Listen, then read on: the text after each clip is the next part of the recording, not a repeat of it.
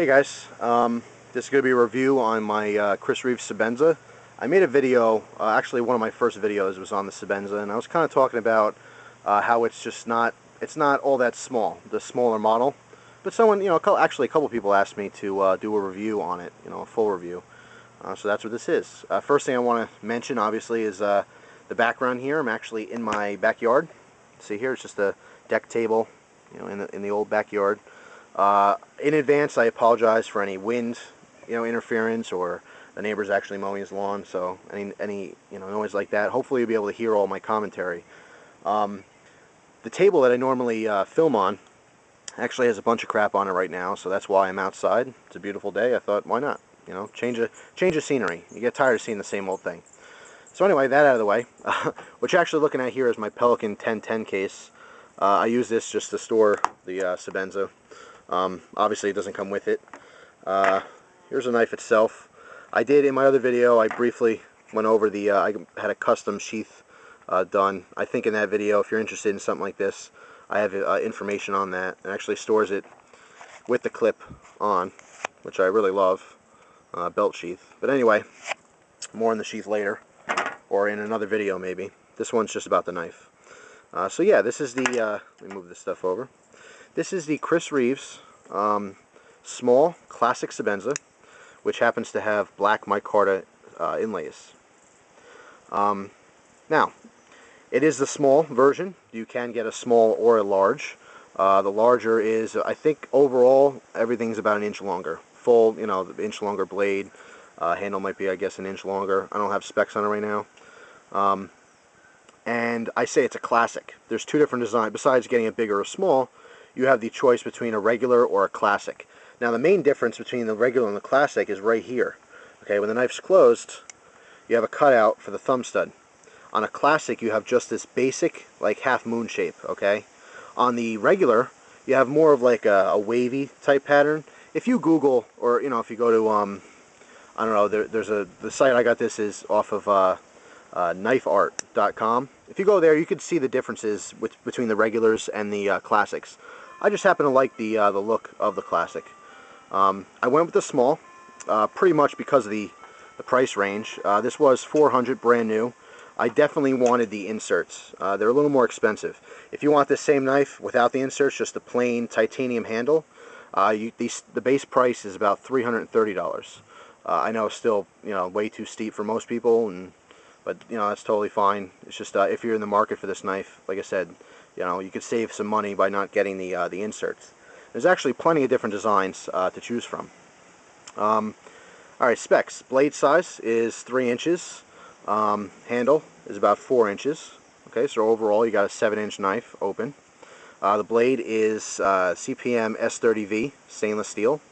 Very, very good blade steel, preferred for a lot of higher end production knives and even some custom knives. The handle itself, like I said, it's actually a bead blasted titanium, and in this case this has black and white linen micarta handle inserts. There's actually a cutout in the frame of the knife, and then the inserts are attached within that. It does have a pocket clip. Overall weight is 2.5 ounces. It's a frame lock. Okay, so the actual frame moves over to lock it up. This knife is extremely, extremely smooth.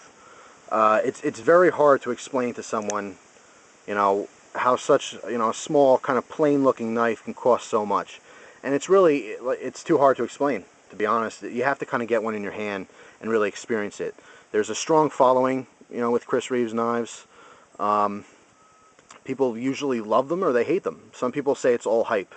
Oh, I can get a Benchmade Skirmish. It's got the same materials and, half the price.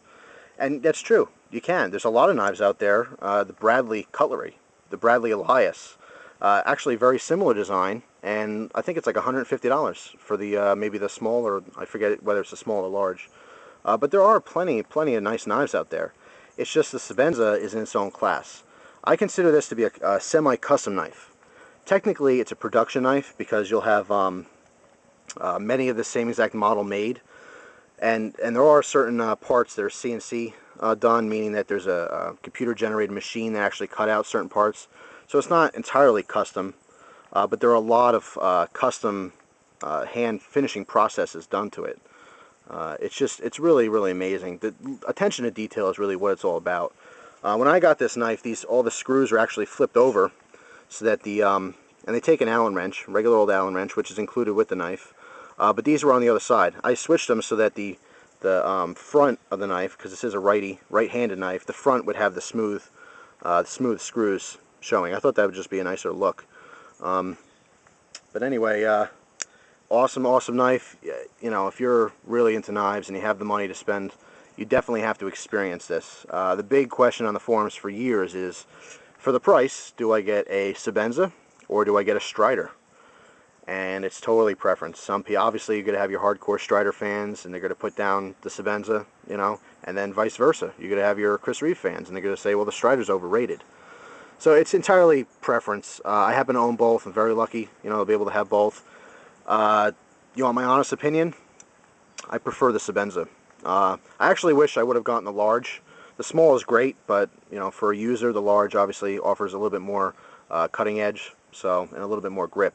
With the lanyard on here, it's fine, because when this is in the open position, if I want to hold the knife more towards down the handle a little bit, I have that lanyard sticking off that I can kind of grip with my pinky here.